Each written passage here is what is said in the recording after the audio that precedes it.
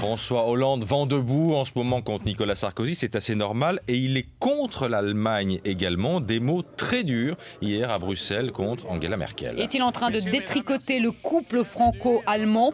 Eh bien, on peut se poser la question ce matin. Je constate que depuis plusieurs mois, c'est Mme Merkel qui décide et M. Sarkozy qui suit. La construction européenne, ça repose aussi sur les institutions communautaires, sur le Parlement européen, sur la Commission européenne, qui ont été oubliées, et notamment par Mme Merkel et par M. Sarkozy. D'où d'ailleurs la difficulté qu'a l'Europe pour maîtriser la crise.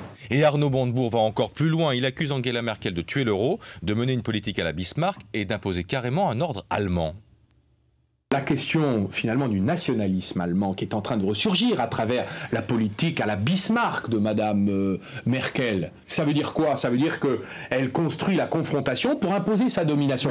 Le moment est venu, maintenant, d'assumer la confrontation politique face à l'Allemagne et de défendre nos valeurs. Et Daniel Cohn-Bendit estime que Montebourg fait du Front National à gauche. Antoine Hollard est avec nous, vous êtes en duplex de Berlin. Que dit-on de tout ça en Allemagne, Antoine, de cette montée d'une forme d'anti-germanisme ?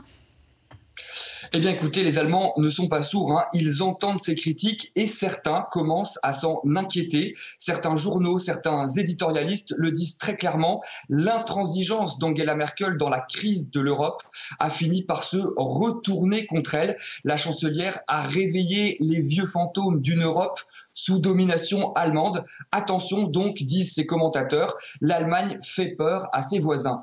Pour autant, la prise de conscience de ce phénomène est encore très lente ici en Allemagne. Vous l'avez dit, les sorties germanophobes se multiplient partout en Europe.